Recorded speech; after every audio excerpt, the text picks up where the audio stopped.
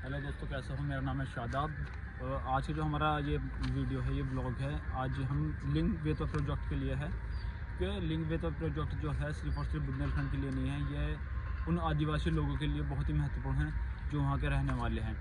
क्योंकि जो गवर्नमेंट है मध्य प्रदेश की और यूपी की जो गवर्नमेंट है, उन्होंने दावा किया है कि इस प्रोजेक्ट से, इस जो परियोजना से है, लिंग वेतो परियोजना से लगभग बुंदेलखंड के जो भी सूखे इलाके हैं उनको कवर कर दिया जाएगा। लेकिन इसके पीछे का जो मकसद है वो किसी को नहीं पता। सीधे सीधे बुंदेलखंड के जो भी आदिवासी लोग हैं उनका कहना है कि जब हमारे पास ज़मीन नहीं रहेगी तो हम जल का क्या करेंगे। इसमें जो है, अगर बात करें मध्य प्रदेश और यूपी की जो गवर्नमेंट है वो भाजपा की गवर्नमेंट है, और इसमें अगर बात करें तो जो जल विशेषज्ञ हैं उनका कहना है कि छोटे तालाबों से या तालाबों से, बांधों से जल की समस्या कवर हो सकती हैं। तो उसके बावजूद भी ये जो खेल खेला जा रहा है सिर्फ और सिर्फ बड़ा प्रोजेक्ट के लिए, जिससे क्या बोल देते हैं, जो कॉर्पोरेट घराने हैं या जो बड़ी कंपनियां हैं उनको प्रोजेक्ट देने से, और लगभग ये 44,000 करोड़ का जो एक प्रोजेक्ट है, इससे किसका फ़ायदा होगा? कॉर्पोरेट घराने का होगा, भाजपा सरकार का होगा। मेरा सवाल सिर्फ और सिर्फ ये है कि जब हम छोटे तालाबों से, छोटे बांधों से अगर कवर कर सकते हैं तो ये बड़े प्रोजेक्ट लाने की ज़रूरत क्या पड़ेगी? तो अगर हम बात करें, ये मेरे पास कुछ कागजात भी हैं कि इसमें जो है करोड़ मरो वाला, इसमें बहुत सी चीज़ मैं आपको दिखला देता हूँ। एक ये पर्यावरण का है, पर्यावरण बलियान का। इसमें पन्ना जो टाइगर रिजर्व है, इसका लगभग 6,000 हेक्टेयर का जो है क्षेत्र इसमें लिया जाएगा, जिसमें बहुत सारे पेड़ काटे जाएंगे, ज़मीनें ली जाएंगी, लगभग 10 गाँवों को तबाह कर दिया जाएगा। यानी कि तबाह क्या कर दिया जाएगा? अगर छोटी सी हम बात करें, वहाँ से उस बांध की वजह से, लिंग वेतवा परियोजना की वजह से उन 10 गाँवों को खाली करा दिया जाएगा और उनको कहीं और शिफ्ट कर दिया जाएगा। अब जो बुंदेलखंड के जो आदिवासी हैं वो सीधे सीधे ये बोले, जब हमारी ज़मीनें नहीं रहेगी तो हम पानी का ही क्या करें। और ये 6,000 हेक्टेयर का जो है ज़मीन ली जाएगी, इसमें पेड़ भी काटे जाएंगे। और गवर्नमेंट का जो कहना है वो ये है कि जो पेड़ बचाओ का जो नारा है, तो उसमें लगभग 6,000 हेक्टेयर में आप समझ लो लाखों पेड़ काटे जाएंगे।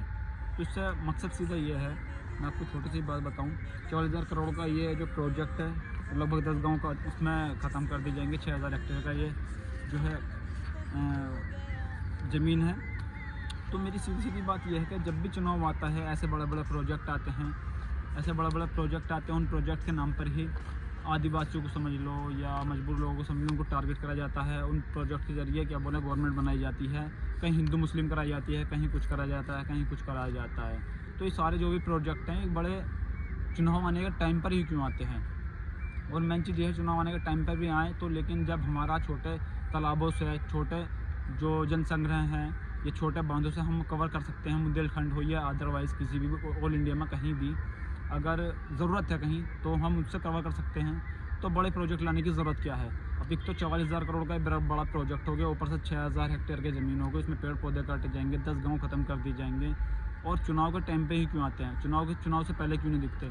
मेरा सीधा सवाल ये है कि अगर हमारे पास छोटे चीज़ों से, इनके छोटे समाधानों से हम अपना समाधान कर सकते हैं तो बड़े की ज़रूरत ही नहीं है। तो जो ये मेरा मकसद है, सीधा ये है, जो वहाँ के जो लोग बाग हैं, कोई भी प्रोजेक्ट आए, जब रहना उनको है, उनके साथ जो भी काम करना है, तो वहाँ का जो ज़िम्मेदार लोग हैं, पहले उनसे भी तो इन्फॉर्मेशन ली जाए, वहाँ के जो भी प्रधान हो या कोई भी हो। तो सीधा सवाल यही है कि जब हम छोटे से कर सकते हैं तो बड़े की ज़रूरत नहीं है। अगर ये मेरी वीडियो तुम्हें अच्छी लगे तो प्लीज़ लाइक करना, कमेंट करना, ज़्यादा से ज़्यादा शेयर करना, और अगर मेरे चैनल पर नए हो तो सब्सक्राइब करना। और साथ साथ जो मेरी वीडियो है, इसमें आपको मैं स्क्रीनशॉट्स वगैरह भी डाल दूँगा, वीडियोस वगैरह भी डाल दूँगा, जो मेरे पास ये डॉक्यूमेंट्स हैं ये भी डाल दूँगा। आप इनको देखिएगा और आप खुद सोचिएगा कि हमें जब ज़रूरत ही नहीं है बड़ों की, तो छोटे से हम काम चला लेंगे।